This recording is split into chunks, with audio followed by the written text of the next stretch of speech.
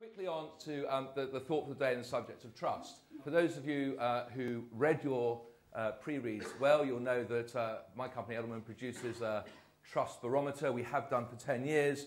And what I'll try and avoid doing is being a really dull data head and just telling you all about the 22 countries and the 10 years of data and the 10 industry sectors that we study every year about trust. But it does draw out some interesting themes which I think can be used to sort of set the context for today.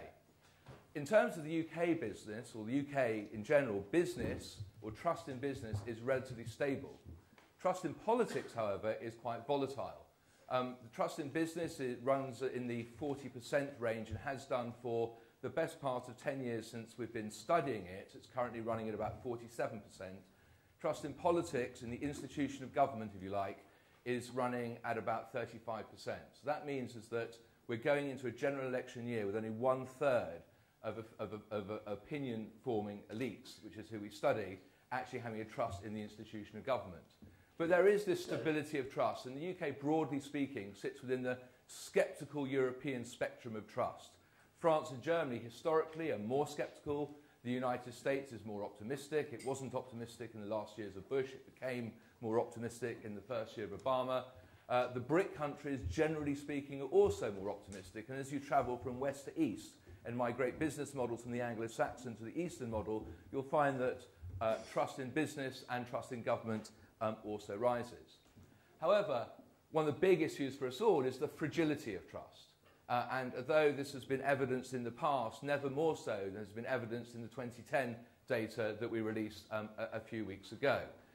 7 out of 10 of those surveyed, and bear in mind this is 5,000 people across 22 countries, 7 out of 10 people expected the post-crisis world to return to business as usual as far as trust is concerned.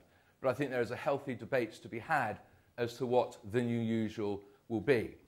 Interesting on the fragility of trust is that the banks in particular have obviously suffered in the trust reputation stakes. We survey loads of different industry sectors. Technology and healthcare tend to be the most trusted industry sectors. But in the past few years, you've seen a complete collapse in trust in banking. In the United States in 2007, 69% of opinion formers had trust in the banking sector. That's now fallen to 29%.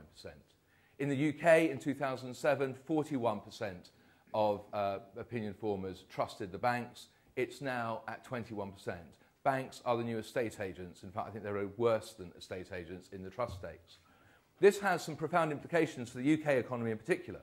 Not least if you look at the three least trusted sectors, being media, being financial services, and being banking, the three drivers of the economy, if you like, that we've traditionally looked to in the past.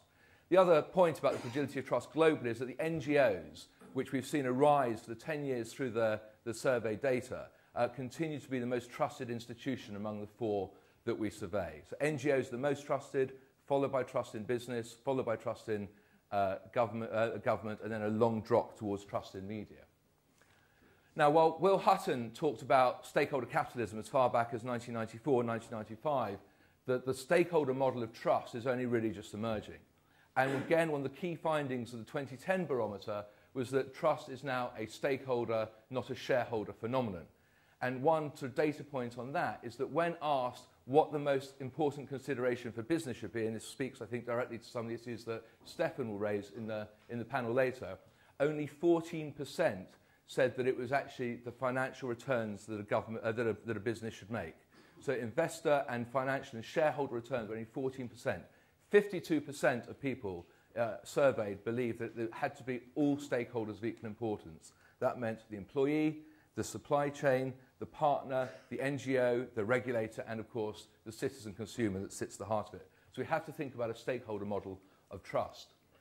What that means, and a key message I think for the politicians and for business leaders, is that there is no single action that anyone can take to build trust, and there is no silver bullet to restore trust. So trust has to be earned in multiple ways, from multiple points, on multiple occasions, right the way through it. So there's no point of politicians standing up and saying, trust me and this is why, because that single action, that single message actually won't cut it. I think this is something I'm sure that Neil is going to explore in his talk. And then finally, the flower of honesty. So when asked what is it that it takes to drive corporate reputation, to build trust, whether it's in politicians or in business leaders, honesty and transparency is the first and foremost action that any leader must take in order to make sure that his or her organisation, political or business, is properly trusted.